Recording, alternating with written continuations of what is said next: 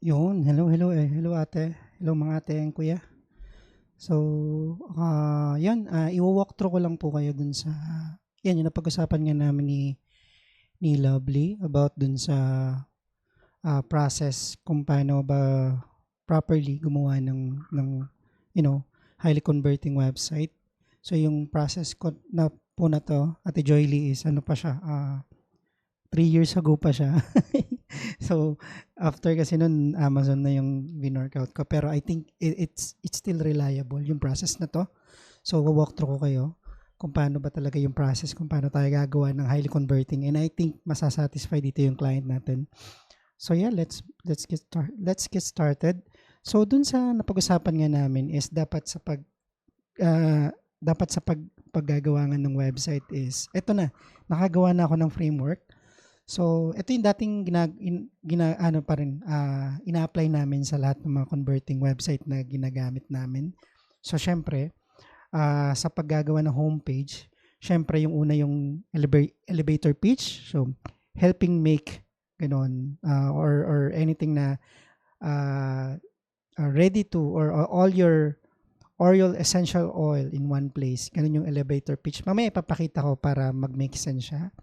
Then second, yung additional details like yung elaborate one pitch natin dun sa website, like dun sa homepage niya. Then second is yung call to action. Siyempre, napaka-importante nito, lalo na dun sa ilalagay nating homepage. Call to action, and then after nung banner na yun, ito na yung talk about the problem, the pain points, yan, service, client testimonial. So, mamaya papakita ko na kung bakit siya magme-make sense kasi etong ano na to, etong framework na to, ina-apply siya sa lahat ng mga successful website na nakikita natin. So, start tayo dun sa competitor ni Uli. Yan, ito yung competitor ni Uli. Closest competitor niya. 'Di ba dito nakikita natin na yan, dito pa lang ito Nelson's yan, home remedy to eh. Yung nilalagay din sa ano. So, welcome to, ito yung homepage niya. So, dito pa lang meron ng elevator pitch. Welcome to the home of Rescue Remedy.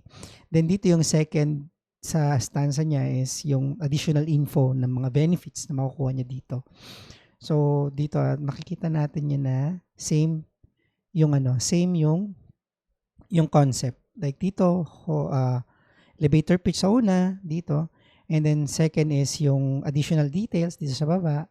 And then yung discover now, ito yung call to action. What would you like your site visitor to do? Yun yung CTA niya. So, ganyan. Yan yung example. Ito yung pinaka nakita kong closest. Then after nito, syempre pag gumawa ka nito, dito sa baba, ito na yung mga trust badges na makikita natin dito. Talk about, ayan, ito. Trust badges. Trust badge nilalagay namin sa baba dito. Then after dito sa baba, ito na yung mga yung mga benefits. Yan. Ganon, benefits, and then what's new, and then yan, medyo hindi nga ganun pa ka-optimize tong website na to. Pero sige, check natin yung ibang mga competitor niya. Ito, example dito si Willie Waleda. Yan, Waleda. So pag pupunta tayo sa homepage niya, ganun pa rin. Dito sa homepage, andito yung elevator pitch niya, Skin Foods Super Serum, ganun. And then yung lifestyle image niya, ito sana yung gusto ko sanang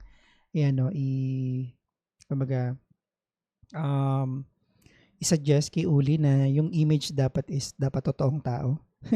Kasi dapat nabivisualize nung audience or nung bibili sa kanya, nung bibili sa product niya na ginagamit siya. Kasi 'di ba, kahit sa marketing psychology, like dapat nakikita niya. And dapat itong mata na to nakatingin sa iyo eh. Ganun. Psychology, marketing psychology kasi 'yon. Dapat tao yung nandito. Tutunay na tao, hindi AI. Like I understand naman kung AI AI yung gamit niya like dito. Pero syempre sa concept kasi ng kung highly converting website yung need nating gawin, syempre dapat yung concept ng nag-work na. Kasi yung 'di ba yung hindi kasi dapat yung gusto ni client. Yes, gusto ni client din. Pero ang point kasi natin is we are we want the website work or we want her product work, di ba? So dapat kailangan i-apply natin yung framework natin, like may sarili tayong structure. Kasi sa kanya kasi walang structure yung pinapagawa niya, di ba? So yeah, I think I suggest lang na gamitin natin tong ano. So yan, ganito nga. Pag bumaba ka dito, ayun, ganun pa rin. It's like dito sa baba is yung benefits. Dito sa ano. So yun, kulang din tong website na to, no? Pero nag-work siya. Yun. Pero tignan natin tong sa iba. I think itong print very common na syempre billion pesos na yung kinikita nito kung alam niyo si Juju Collagen, si Juju Collagen. Yan. 'Di ba ganito rin yung concept na ginagawa niya. So sa una, elevator pitch, wellness but fun. Then additional Then dito sa baba is may CTA, call to action. Syempre dapat nagano siya. Dito sa product niya, ayan, may nakita na nakamay, yung image niya, yung product niya pinapakita. And then dito sa baba, ito yung sana pwede natin dapat natin gawin. Meron ditong trust rating sa baba. May trust rating siya. And dito sa baba, ito yung trust badges, 'di ba? Same na sa yung concept. And then dito sa baba, ito na yung mga pain points, self-care that actually spark joy. Dito yung supporting. Kasi sa unang makikita nung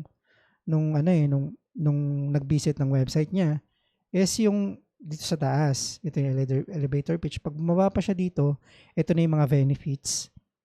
Tingnan natin kung akma ba. Ayan. Talk about the problem. Ayan. And then talk about yourself kung pwede. Talk about yourself. Who we are. Ito, meron sila. Learn more. Who we are. From slimming to clean to sleep to gut health. Ayan, di ba? Nandito yung concept. Pares na pares yung concept. And then, dito yung your services or overview of the product. So, why switch to effervescent tablets? Andito, easy to drink. Refreshing, faster. Ayan. So, nandito yung concept na overview of the product. Andito. And then more about the solution do you offer. Yun. So starts the July lifestyle. Ito na kung paano gagamitin. Kasi dapat dun sa homepage talaga eh. Kasi di ba yung product niya is home pati. Dapat dun sa baba nun paano gagamitin. Ganon. And then dito yung mga stress budget pa rin. Ayan. So ayan. Andito na sa baba yung dapat pa nga may call to action pa dito. Yun yung concept ng homepage. Actually, meron na akong framework dito na nakuha dun sa kapwa natin freelancer. Andito na. Ayan. So, susundan na lang natin. Yun na lang yung pwede natin i-suggest kay Uli na. At andito na yung sa banner, ito elevator pitch, and then subtext, supporting main statement, and then call to action. Kaya hindi biro talaga gumawa ng website. So, more on research talaga. Saka lang tayo dapat saka tayo gagawa ng logo, saka tayo gagawa ng assets or ng images, saka gano'n. Dapat may concept. And then sa logo, dito yung mga trust badges. Then second is the problem your customer. Ano ba yung mga problem niya? Talk about yourself and brand, and then your service, and then customer reviews. Yan napaka-importante kasi sa 'di ba sa online, lalo na pag sa e-commerce, I don't know, pero 'di ba pag sa e-commerce, ang pinaka is yung mga ratings, yung mga customer reviews. Yun yung pinaka importante. Then, yun, andito na yung more work you've done, your closing CTA, and then ganun. So, I suggest sana na, bago tayo, is makadesign muna tayo ng ganito, saka natin i-transfer sa website or sa Shopify. Ganun. Pag na-approve nyo na yung draft na ganito, na gagawin natin, and then saka na natin ita-transfer sa website, then saka na yun. Saka na natin siya ila-launch.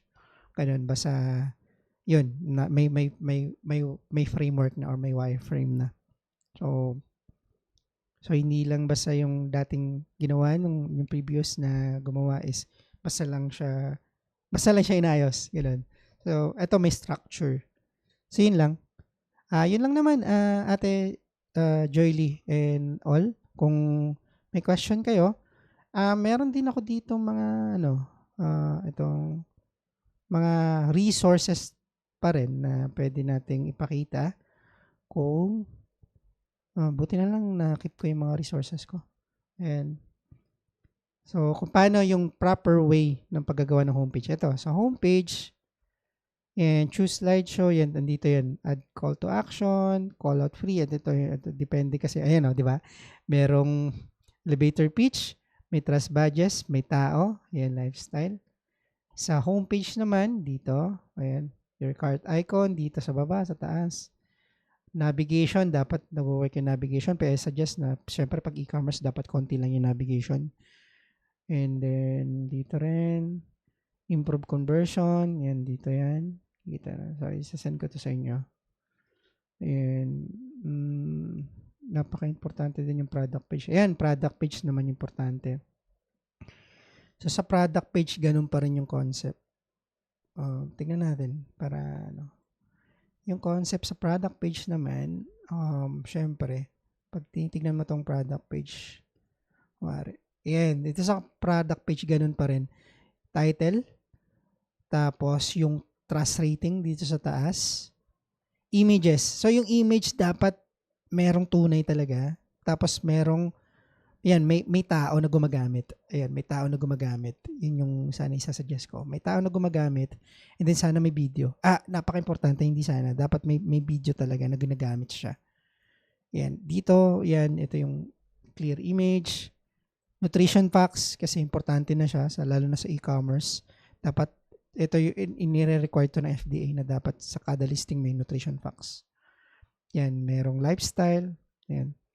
Yan yung images. And then, ito call to action. And then dito, trust badges sa baba. Trust badges. Then, ito yung benefits. One tablet, multi-pen, and how to. Ganun. And then, dito na yung mga reviews, ratings. Ito ulit, benefits ulit. Yan yung concept ng product page naman. So, yun lang. Same din siya ng concept sa Amazon actually. Inuuna. Pero sa Amazon, ang wino-workout namin yung ratings, yung reviews.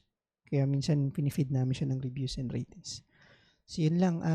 Any questions, Ate Joyly and Ate Love? So, let me know.